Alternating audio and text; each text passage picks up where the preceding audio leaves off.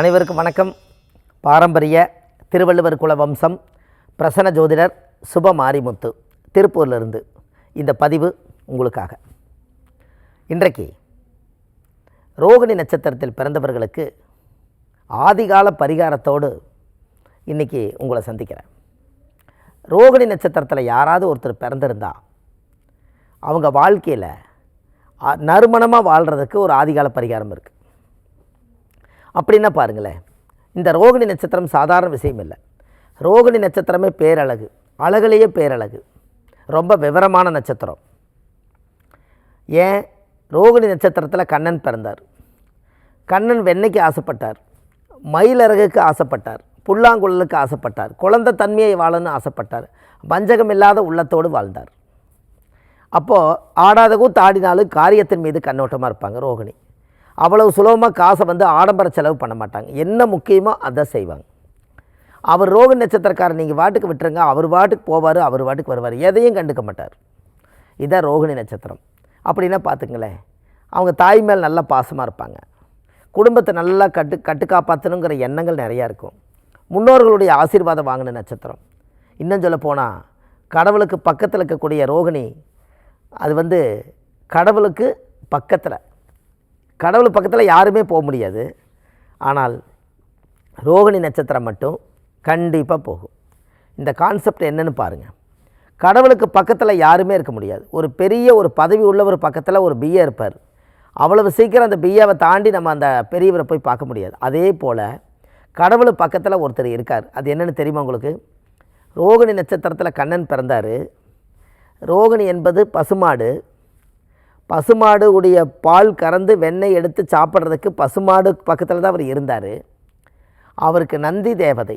அதாவது என்ன அப்படின்னா, சிவனுக்கு நேர் எதுக்கால நந்தி இருக்கும். நந்தி காதில் போய் சொன்னால் நந்தி போய் சிவன் காதில் சொல்லுவாராம். அதனால் கடவுளுக்கு பக்கத்தில் இருக்கிறது ரோகிணி நட்சத்திரம் தான். இது சரியா? இது உங்களுக்கு தெரியுதா? அப்போ இதிலேருந்து என்ன தெரியுது?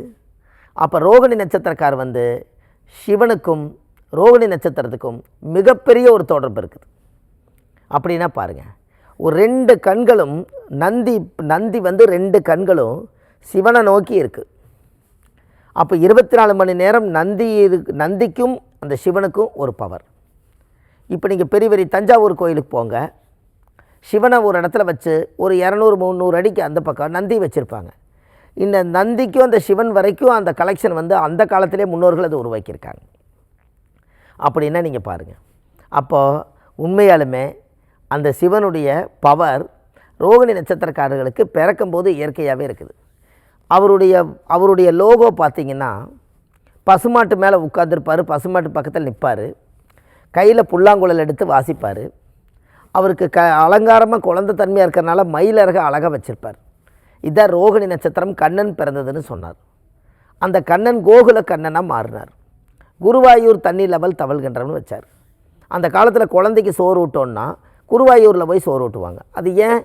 அந்த குழந்தைக்கு சோறு ஊட்டும் போது, நம்ம சாப்பாடு முதன்னு சோறு ஊட்டும் போது உணவு குழாய் விகுத்தமாகி அது விரிஞ்சு ஆசனவாயு வரைக்கும் தடையில்லாமல் ஜீரணமாகி ஆசனவாயுவில் குழந்தைக்கு எதுவுமே தெரியாத வஞ்சகம் இல்லாத குழந்தைக்கு இந்த சாப்பாடு ஜீரணமாகணுங்கிறதுக்காக, அந்த ஆசனவாயு வழியில் நல்லபடியாக வரணுங்கிறதுக்காக அந்த புல்லாங்குழல் எடுத்து ஊதினால் எப்படி தடையில்லாமல் அந்த நாதம் அந்த சுரங்கள் வாசிக்குதோ, அந்த காற்று எப்படி வெளியில் போதோ அது மாதிரி வரணுன்னு நம்ம வாயில் சாப்பிட்டு நம்ம ஆசன வாயுவில் கொண்டு அது வெளியில் கொண்டு வந்துடணும்னு சொல்லி அந்த காலத்தில் அந்த குருவாயூர் தண்ணி லெவல் தவழ்கின்றவன்னு அந்த கிருஷ்ணர்கிட்ட வச்சு சோறு ஊட்டுவாங்க. அதுதான் ரோகிணி நட்சத்திரம். பாருங்கள், அந்த காலத்தில் முன்னோர்கள் எப்படியெல்லாம் கனெக்ட் பண்ணியிருக்கிறாங்க பாருங்கள். புல்லாங்குழலை எடுத்து 6 ஓட்டை இருக்கும், 7 ஓட்டையும் கூட இருக்கும். சரிகமா பதனிசா அப்படிங்கிறது அது வாசிக்கும். இந்த கையில் வச்சு அவங்க வாசிக்கும்போது புல்லாங்குழலிருந்து நம்ம உடம்புலேருந்து வரக்கூடிய அந்த காற்று அந்த புல்லாங்குழல் வழியில் ஊதும்போது இந்த நாதசுரம் தடையில்லாமல் காற்று வழியாக எப்படி பிரபஞ்சத்துக்கு போகணுமோ அதே மாதிரி இந்த உணவு குழாய்க்குள்ளே அத்தனை உடம்புக்குள்ளே இருக்கக்கூடிய நாடி நரம்புக்குள்ளே எல்லாமே இந்த உணவு போய் ஆசன வாயுவில் ஜீரணம் இல்லாமல் நல்லபடியாக ஜீரணமாகி அது ஆரோக்கியத்தோட சத்தெல்லாம் எடுத்துக்கிட்டு வெளியில் ஆசன வாயு வழியாக வரணுங்கிறதுக்காக ஒரு கோயிலை ஃபிக்ஸ் பண்ணியிருக்காங்க அந்த காலத்தில். அதுதான் குருவாயு. குருன்னா குழந்தை, குழந்தையோட வாயில் சோறு ஊட்டுறதுக்கு குருவாயு. ஊருங்கிறது குருவாயூர். இதுதான். பார்த்தீங்களா? இதுக்கு எப்படி லிங்க் இருக்குது பாருங்கள். இப்போது இப்படி ரோகிணி நட்சத்திரத்தில் பிறந்துக்கிறவர் ஒரு தீர்த்தத்தில் டெய்லி குளிக்கணும். தினமும் குளிக்கலாம், வாரத்தில் ஒரு நாள் குளிக்கலாம், அமாவாசை பௌர்ணமிக்கு குளிக்கலாம். எப்படி குளிக்கலாம் அப்படின்னு பார்த்தா இந்த வாழ்க்கையில் நீங்கள் தெரிஞ்சுக்கணும் அல்லவா? இந்த தீர்த்தம் நந்தியாவட்ட பூ நீங்கள் பார்த்துருப்பீங்க. நந்தியாவட்டம் அந்த வெள்ளை கலரில் இருக்கும், அதுதான் நந்தியாவட்டம். எப்போவுமே சிவன் கோயிலில் ஒரு செடி வச்சுருப்பாங்க நந்தியாவட்டம்னு. இது ஆல்ரெடி ரோகிணி நட்சத்திரமாக இருக்கிறனால பசுமாடுக்கு பேர் நந்தி தான். இந்த நந்தியாவட்ட பூவுக்கும் அந்த நந்தி தேவதைக்கும் ஒரு தொடர்பு இருக்குது.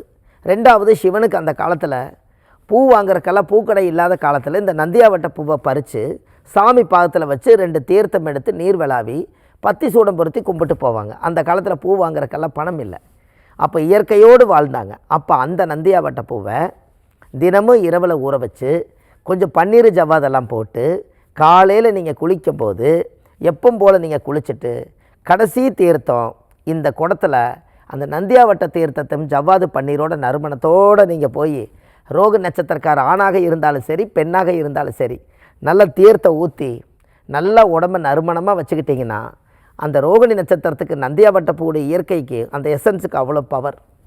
சிவனே உங்கள் உடம்பில் வந்து குடியிருக்கிற அளவுக்கு அந்த ஃபீலிங் இருக்குது. தினமும் இதை குளிங்க. அதே முடியல என்னால் வாரத்தில் ஒரு நாள் குளிங்க, 3 நாளைக்கு ஒருக்கா குளிங்க. இதுக்கு நாளும் கிழமை நட்சத்திரம் இல்லை. நம்மளுடைய உடம்பை நம்ம சுத்தப்படுத்துறதுக்கு தேதியும் கிடையாது, நாளும் கிடையாது. இந்த ரோகிணி நட்சத்திரம் அழகுலேயே சொன்னீங்க அது பேரழகுன்னு. அப்போ கடவுளோட தீர்த்தத்தை ஊற்றுனா பூமி தாயுடைய ஆசீர்வாதம் கிடைக்கும். இதை குளிச்சுட்டு காலையில் சூரிய நமஸ்காரம் செய்யுங்க, சந்திர நமஸ்காரம் இரவில் செய்யுங்க. காலையில் குளிச்சுட்டு பூமாதேவியை தொட்டு கும்பிடுங்க. இந்த 3 காரியத்தை செஞ்சுட்டு போங்க. எல்லா காரியமும் ரொம்ப சிறப்பாக இருக்கும். இன்றைய பொழுது நன்றாக போகுமா?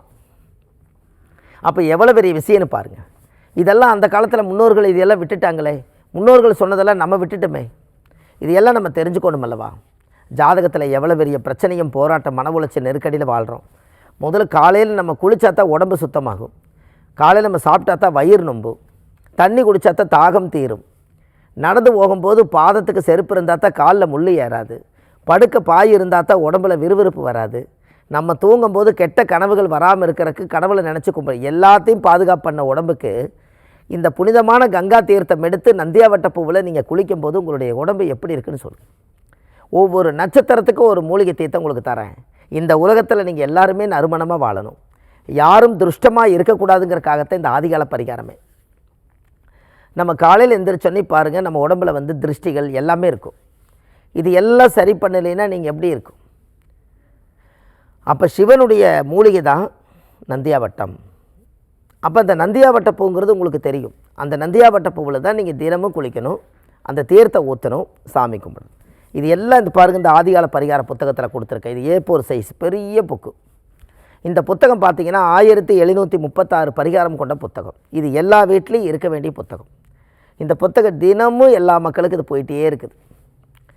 அந்த புத்தகத்தில் ஆதிகால பரிகாரம் மட்டுமே 1736 பரிகாரம் எழுதியிருக்கேன். அடுத்தது இன்னும் பாகம் 2 வரப்போகுது. அப்படின்னா பார்த்துக்குங்க. அப்போ இந்த புத்தகம் கீழே போயிட்டு இருக்க நம்பருக்கு கால் பண்ணிங்கன்னா ஆன்லைனில் 2 நாள் உங்கள் வீட்டுக்கு கிடச்சிரும். அதில் பழைய கால வாழ்க்கை வாழ்ந்தவங்க, ஆதி காலத்தில் முன்னோர்கள் எப்படியெல்லாம் இருந்தாங்க, இது எப்படியெல்லாம் வந்து இந்த உலகத்துக்கு இது ஒரு பொக்கிஷம் ஆச்சுங்கிறத எல்லாம் அதில் எல்லாம் யோசித்து எழுதியிருப்பேன். அப்போது இந்த பரிகாரத்தை நீங்கள் எல்லாமே செய்யுங்க. இது இல்லாமல் நம்ம வடபழனி முருகன் கோயிலில் நம்ம ஆஃபீஸ் இருக்குது, ஜோதிட அலுவலகம் இருக்குது. சனிக்கிழமை, ஞாயிற்றுக்கிழமை, திங்கக்கிழமை நம்ம ஜோதிடம் பார்க்குறோம். மற்ற தினங்கள் நம்ம திருப்பூரில் ஜோதிடம் பார்க்குறோம் என்று சொல்லி, ரோகிணி நட்சத்திரக்கார் நீடோடி வாழணும் என்று சொல்லி, பாரம்பரிய திருவள்ளுவர் குல வம்சம் பிரசன்ன ஜோதிடர் சுப மாரிமுத்து வாழ்வது ஒரு முறை, வாழ்த்தட்டும் தலைமுறை. நன்றி, வணக்கம்.